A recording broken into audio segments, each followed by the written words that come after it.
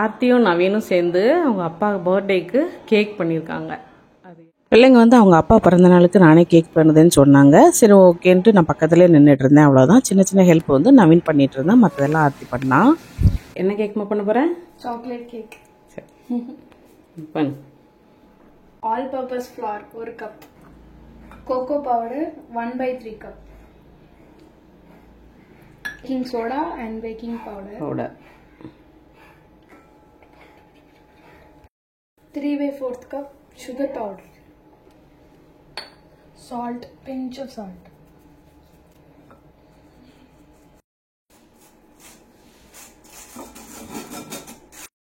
இப்போ முதல்ல பால் ஊற்றிட்டா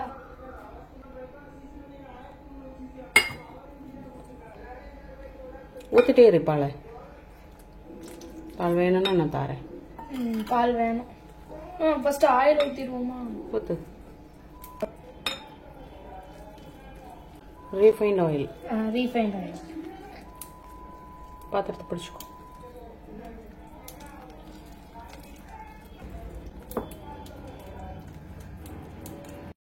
vinegar.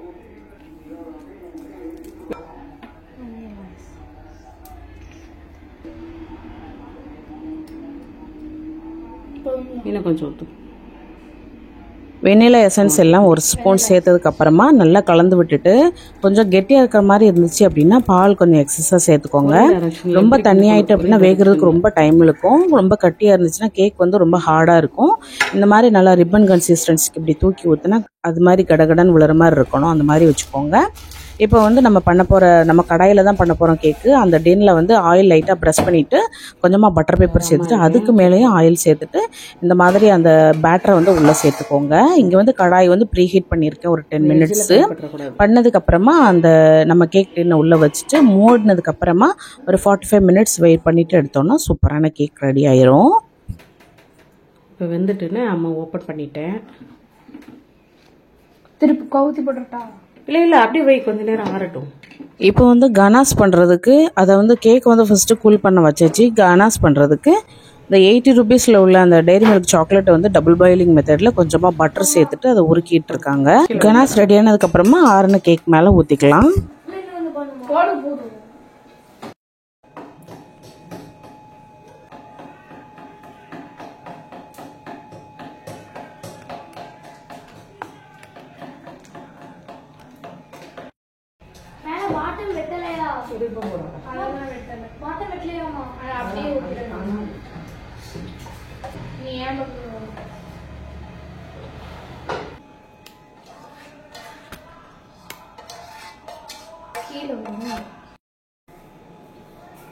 Heart மாதிரி போடு.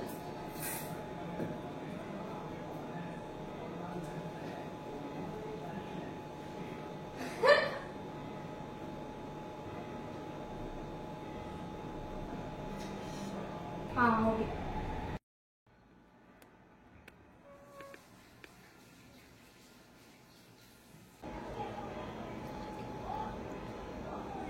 ஹார்டின் போட்டுக்கோமா? என்னம்மா? ஹார்டின் போட்டு. சரி ஓகே. ஃப்ரிட்ஜில் வைக்கலாம் கொஞ்சம் நேரம் அப்பா வர வரைக்கும். இங்கே வந்து நான் ஜவ்வரிசியில் கேரமல் பாயாசம் பண்ணிகிட்ருக்கேன். ஃபஸ்ட்டு வந்து கேரமல் பண்ணதில் வந்து கொஞ்சம் காணலை, அந்த கலர் வந்து நல்லா வரல. ஏன்னா பால் வந்து கொஞ்சம் ஜாஸ்தியாக ஊற்றிட்டேன்னு நினைக்கிறேன்.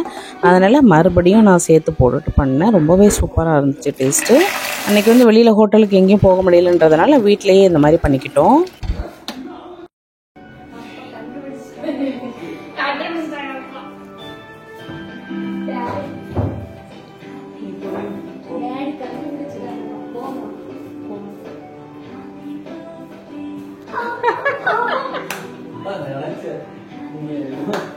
அவர் கடை திறக்கும்போது ட்ரெஸ் எல்லாம் போடுறது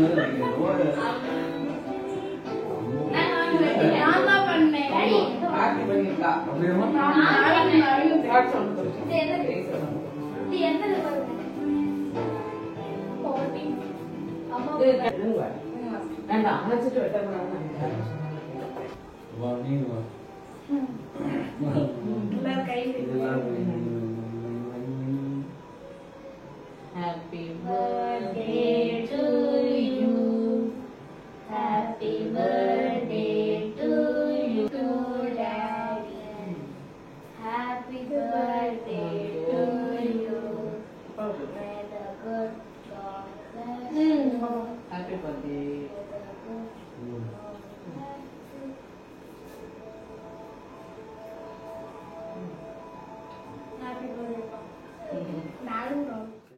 அவங்க அப்பா வரதுக்கு முன்னால் சாப்பாடுமே ஆர்த்தி தான் பண்ணி வச்சுருந்தா. தோசை மாதிரி பண்ணிவிட்டு அது வந்து சில்லி மாதிரி பண்ணிக்கிட்டா.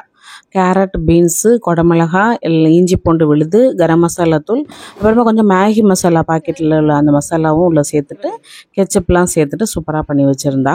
அன்றைக்கி டின்னர் இப்படி தான் சிம்பிளாக முடிஞ்சிட்டு. ஏன்னா மழை வெள்ளத்தில் வந்து நிறைய ஹோட்டல்ஸ் எதுவுமே திறக்கல, அதுவும் போக வெளியில் போக முடியலன்றதுனால இப்படி இந்த மாதிரி பண்ணிக்கிட்டோம். கேக் வந்து ரொம்பவே சூப்பராக இருந்துச்சு, நல்லா டேஸ்ட்டாக இருந்துச்சு. ட்ரை பண்ணி பாருங்கள். பரவாயில்ல, சின்ன பிள்ளையாக இருந்தாலுமே என்னோட ரொம்ப டேஸ்ட்டாக செஞ்சுருந்தா. நல்லாவே சாஃப்டாக வந்திருந்தது. ஆர்த்தி அப்பாவோட பிறந்த நாளுக்கு விஷ் பண்ண எல்லாத்துக்குமே ரொம்ப ரொம்ப தேங்க்ஸ். வீடியோ பிடிச்சிருந்தா லைக் பண்ணிட்டு சேனலை சப்ஸ்கிரைப் பண்ணிக்கோங்க. எங்களுக்கு தொடர்ந்து உங்களோட சப்போர்ட் கொடுத்துட்டே இருங்க. தேங்க்யூ.